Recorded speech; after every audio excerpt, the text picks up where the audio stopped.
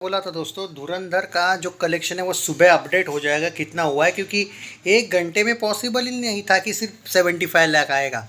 4 करोड़ बाद में बढ़ा था कलेक्शन। यही मैं बोलना चाह रहा था कि कल जो सैकनिल हो या बाकी लोग हो, थोड़ा लेट रिपोर्ट देंगे। धुरंधर का जो डे 3 का कलेक्शन है कल का दोस्तों, जो अर्ली एस्टिमेट देखने को मिले वो 43 करोड़ के देखने को मिले। मैं वही बोल रहा था कि भाई ट्रेड फिगर तो कंप्लीट 43 वगैरह टाइप का दिख रहा है, ये 40 पे क्यों अटके है। 43 करोड़ आया है दोस्तों। सैटरडे की तुलना में इसने 35% ज़्यादा बिजनेस किया है। संडे को 43 करोड़ का मतलब है 103 करोड़ 3 डेज में net collection. Congratulations Ranveer Singh. 140 crore के बजट में बनी हुई फिल्म दोस्तों, बाप लेवल। और अब तो मेरा ये कहना है भाई, प्रेडिक्शन आज 20 करोड़ आए तो भी आश्चर्य मत लगने देना। आई नो कि मैं बोला था सुबह ही थोड़ी देर पहले कि 17 करोड़ आएगा, 16-17। मुझे जो लगता है particularly there are high chances of 20 crore. And congratulations Akshaye Khanna, उसका नाम पहले लूँगा भाई। उसने जो किया है ना, वो अभी एक रील चल रहा है इंस्टाग्राम पे, सारा धुरंधर एक तरफ, अक्षय खन्ना एक तरफ। ये जो दिख रहा है ना, वो फिल्म देखने के वालों को ही पता चलेगा कि अक्षय खन्ना क्या चीज़ है।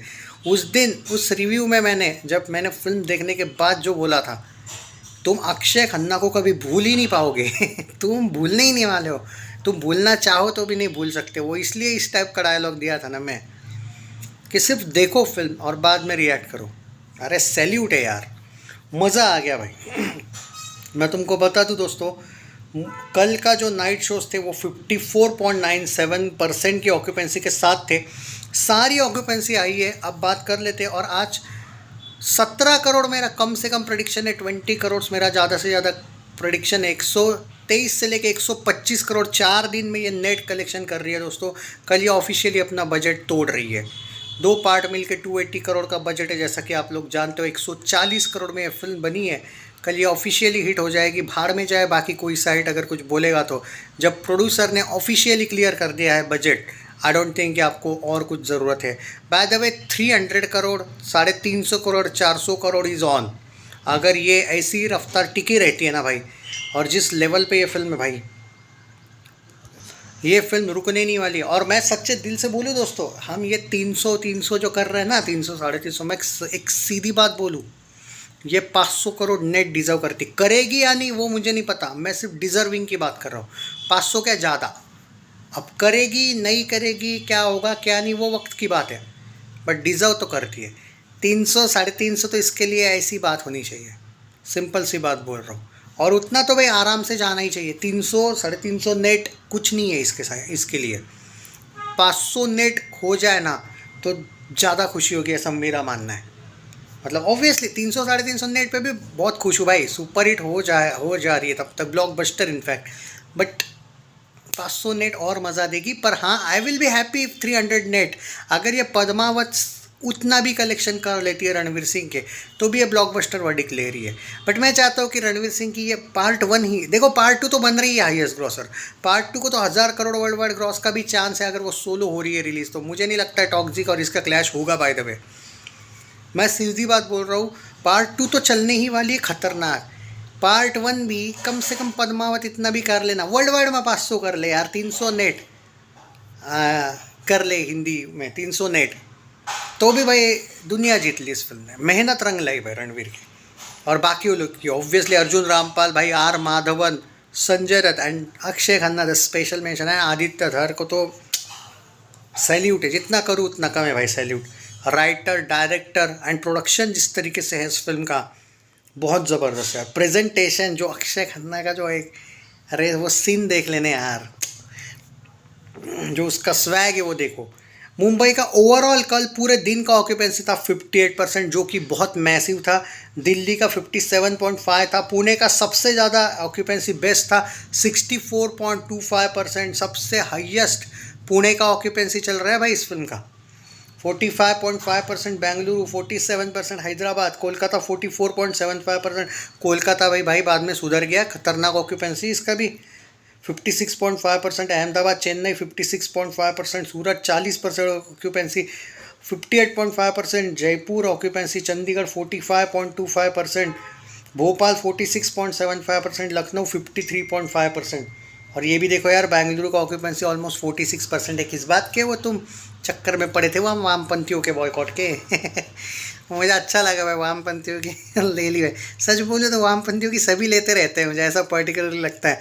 हर इलेक्शन में जी मरवाते हैं लोग, हम खुद लोगों की।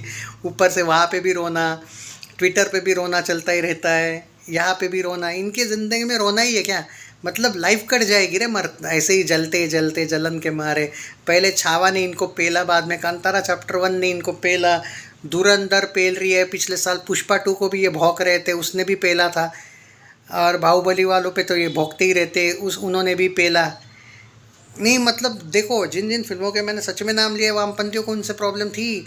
अब वाराणसी भी शायद पेलेगी इनको, रामायण को लेके अभी वही एंगल है, बॉर्डर 2 पेलेगा इनको। इनकी ज़िंदगी झंड में ही है क्या? मतलब सिर्फ रोने में, ट्विटर पे ट्वीट करने में, बॉयकॉट करो इसको, बॉयकॉट करो, पोपट तो होते रहता है यार इन लोगों का। पता नहीं भाई, मतलब इनको कोई जलील जो वो हमेशा, एक तो भाई उनके पास सेल्फ रिस्पेक्ट होता नहीं है। जिस जिस लोगों को ये लोग बॉयकॉट बोलते हैं वो फिल्में ज़्यादा चलती है। जिन जिन पॉलिटिकल पार्टीज़ को ये वामपंथी गालियाँ देते वो इलेक्शन जीत जाती है। मतलब ये सच में स्टार कैंपेनर तो नहीं है ये वामपंथियों के आड़ में। ऐसा तो नहीं है कि ये जानबूझ के ही करते हैं ऐसा कि लोगों को फ़ायदा हो जाए, या फिर इतने भिखमंगे कि इनका कोई सुनता ही नहीं है। तो सीरियसली बात बोल रहा हूँ मैं। जो ये बॉयकॉट को, इनके बॉयकॉट के वर्ड्स बंद हो गए भाई 3 दिन के बाद। और कल तो क्या रगड़ा है भाई, अरे 43 करोड़ यार। मतलब जिस फिल्म का इन लोगों ने निगेटिविटी करने की कोशिश की, और आदित्य दाहर और यामी गौतम के पास पीआर टीम नहीं है भाई। उनके पास अगर वो वाली पीआर टीम होती ना, ये संडे तुमको 60-65 करोड़ लेके जाता। इसका पहला दिन ही 40 करोड़ प्लस लेके जाता तुमको। बट क्या है, एक नॉर्मल से लोग हैं यार वो दोनों, यामी और आदित्य दाहर, उनके पास पीआर टीम वगैरह उतना पैसा वैसा है नहीं भाई। बात को समझो, प्रोडक्शन वैल्यू की अलग बात होती है। हाँ, कभी कभी ऐसा ही होता है भाई, ज़्यादा पैसा वगैरह का इनका पीआर। अब तुम देखो आदित्य दार की फिल्में, Uri the surgical strike almost 250 crore net गई थी, धीरे धीरे चली थी। धुरंधर अच्छे वे में चल रही है और लॉन्ग टर्म चली थी उरी, ये भी लॉन्ग टर्म चल रही है। और ये तो भाई 3 दिनों में ही 103 के आसपास मारा है इसने। और आज ऑलमोस्ट मैं 17 करोड़ पकड़ रहा हूँ, हालांकि मुझे स्टिल लग रहा है 2022 इज़ ऑन टुडे। हाँ, पर मैं कम से कम पकड़ के जा रहा हूँ। तो 4 दिन में 120 से लेके 125 करोड़ नेट कहीं नहीं गया भाई। और मैं बोला था कि सैकनिल वगैरह बाद में रिपोर्ट करेगा, क्योंकि जब बड़ी फिल्म का कलेक्शन बड़ा आता है तो रात में नहीं, सुबह है वो अर्ली एस्टिमेट्स बाद में क्लियर हो जाता है। कभी कभी 9 से 20 और 10 के बीच जो कलेक्शन है ना, वो सिर्फ 10 बजे तक काउंट होता है। 10 से 1 बजे तक, 12:30-1 बजे तक जो शो चलते हैं उनका कौन काउंट करेगा? वो अभी आया है 43 करोड़ यस्टरडे। आज 17 से लेके 20 crore on. I will not surprise अगर आज ये 22 कमाए तो मैं एक रेंज दे रहा हूँ 17 से 22 करोड़ आज। 120 करोड़ से लेके 125 करोड़ 4 दिन में net collection. Share this video guys please, love you, take care.